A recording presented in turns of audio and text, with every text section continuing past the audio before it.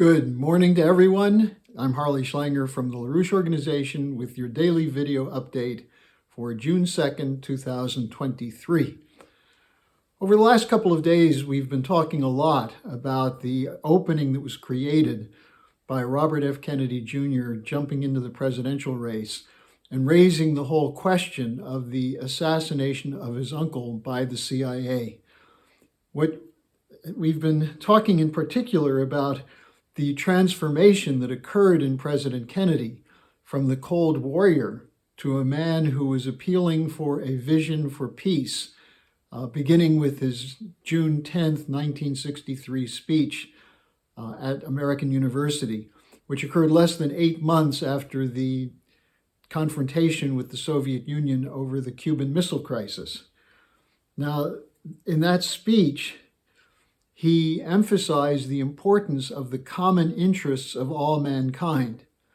Now, we've also been talking about the contrast between that and the outlook shaped by the Hobbesian Imperial worldview of the British, which was embraced by Henry Kissinger, who was evil as he was serving in the Nixon administration and Ford administrations, and has continued as an evil figure, committed to that Hobbesian worldview, as most recently evidenced in his interview with the London Economist. Now, I'm going to be posting an article on my website that I've just written on the LaRouche Organization website on my blog page on the Kennedy Vision for Peace. That should be up by the end of the weekend. And then tomorrow, Saturday, at 2 p.m. Eastern Daylight Time, on the LaRouche Organization website, you'll be able to get the weekly Manhattan Project, where Dennis Speed and I, and probably some others, will be discussing the contrast between JFK's vision and how to revive it so that we can overcome the bestial worldview of those who imposed Kissinger, Brzezinski, Samuel Huntington, and others on the United States on behalf of this Hobbesian British worldview. So if we're going to put an end to this endless war strategy, which has been the U.S. policy since the assassination of John F. Kennedy, this is an urgent transformation which must occur, and I'd urge you to join us tomorrow to participate in the discussion. If you can't get it live, it will be archived. And you'll find the link for that at the LaRouche Organization site. Now, I'll also link the registration form for our June 10th conference, our online conference, The World Needs JFK's Vision of Peace. That will be on the description page today. And it, again, will include people from all over the world discussing the significance of the June 10th speech. This will be the 60th anniversary of that speech, but also how we can bring a revival to this better tradition of American foreign policy, which was reversed with the assassination of Kennedy and then the cover-up of the assassination. Now, since it's Friday, I have some questions that came in today. One of the ones that a couple people asked is, what is the basis for the idea that JFK wanted peace? Wasn't he really a Cold Warrior? Another one said Kennedy was part of the hegemonic view that the U.S. should be the power in the world. Well, I would urge you again to listen to his speech on June 10th, where he said, we don't want a Pax Americana. We want a peace for all peoples of all nations, and not just now, but for all time. And the thorough documentation of this is in the book that's over my shoulder, JFK and the Unspeakable. I highly recommend this book to anyone who wants to get an understanding, a deeper understanding of what happened in our country leading up to the assassination of Kennedy and in the aftermath, that Kennedy was moving toward the idea of détente or rapprochement with the Soviet Union. There was the ABM agreement, the anti-ballistic missile, or the test ban treaty, which laid the basis for future arms agreements, which were somewhat sabotaged by Kissinger later on. But Kennedy's view was that we can't afford to have war, that we all want the same thing. There are common interests, common aims, common security concerns for all nations, and that these must be debated, discussed, and talked about in international fora, as opposed to flexing muscles and threatening war. So I would urge you, read the book by James Douglas called JFK and the Unspeakable, which is a treasure trove of documentation that was pulled together by Douglas over many, many years. The second question is, are there prospects for peace in Ukraine? Is it really possible? On the one side, you have Zelensky, who's demanding that the basis for peace is a Russian surrender, regime change by turning Putin over to the International Criminal Court. And by the way, I wonder why Zelensky doesn't want, if he's so interested in the International Criminal Court, why he doesn't want to see Kissinger brought before it for all the deaths that were committed under Kissinger's watch. Also, by the way, interesting on this, the ICC has said nothing about the Ukrainian government relocating Ukrainians from the Donbass into Ukraine, but they called it to get them out of the way of the war. But they called it a war crime when Putin did the same thing to bring children to Russia out of the war zone in the Donbass. So there's a lot of hypocrisy in the Zelensky demand that Russia surrender, Putin be turned over, and Russia rebuild Ukraine is a non-starter. It's not going to work. It will never happen, and Ukraine is not going to win the war. So the question then is, what's the alternative? Well, of course, Biden, Sunak, Stoltenberg, Ursula von der Leyen, a whole raft of transatlantic political figures, including the lamentable Trudeau in Canada, are all saying that peace can only be accomplished on Zelensky's terms, that the negotiations are only can be carried out that are acceptable to Ukraine. So that's another non-starter. You have the Vatican, Lula, some African nations who have been calling for negotiations, trying to get a diplomatic solution. But under these circumstances, with NATO and the West against it, it's not going to happen. Now, what's more likely is what people are beginning to talk about as a frozen settlement. And I want to read you some quotes from the former drug czar of the United Nations, Pino Arlacchi, who wrote an article for an Italian paper that will be in the Executive Intelligence Review this week.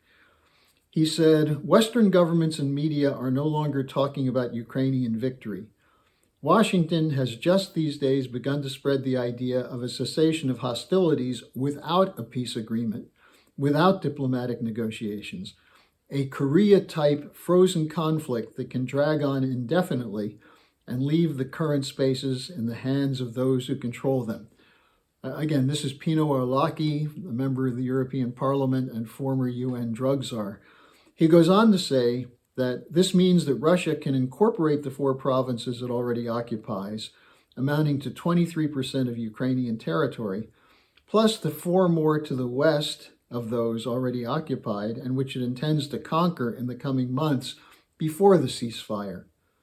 Then he concludes, if that happens, 46% of Ukrainian territory, about the entire Russian-speaking area, will belong to Russia. Ukraine will become a dismembered state on the verge of bankruptcy, kept alive by money and weapons from the West. Russia will have to endure Ukraine's entry into NATO and the continuing risk of a resumption of hostilities, as is precisely the case in frozen conflicts. And Europe will continue to pay the price for its descent into the grave of an American empire buried by a world that has now become multipolar. Well, I think that's a very accurate assessment of what happens if you don't have a legitimate peace agreement, which recognizes both the security concerns and the economic concerns of both sides.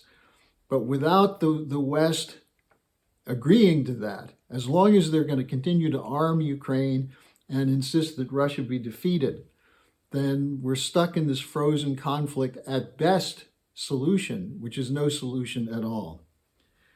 Now, finally, there's a question that came from Thomas Blumstein.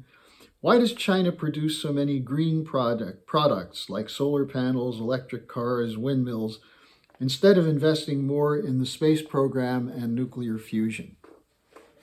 Well, look, the fact is China lives in a world which is dominated to some extent by international markets, and China has made advances economically by participating in that Western market economy. At this point, what's the demand in the West? Are they demanding fusion technology, space technology, optical biophysics for medical research? No, they're demanding that we go green. Now, the Chinese, I think, are making somewhat of a business decision that the market for these products are there. The Chinese can produce them, so they're going to produce them. And that way they keep a foot in the camp, while at the same time they pursue their own broader interests, which include peace negotiations, which include advanced technology, space technology, fusion, and so on. But the ultimate direction that the Chinese are taking is a move toward a multilateral agreements in a non-unipolar world. And that's why there's so much discussion of the idea of de-dollarization and moving outside of a world dominated by dollar and dollar diplomacy. So in the short term, I think China will continue to take advantage of the markets they have for these products. But in the longer term, what we're going to see is a shift in orientation, which is already there, already underway, toward producing the capital goods, heavy machinery, industrial products required for advancements in the developing sector, in the so-called global south. What we see the Chinese involved in Africa, along with Russia, for example, nuclear power plants, building high-speed rail, upgrading ports and connectivity, both in terms of wireless technologies as well as transportation technologies. That's the future.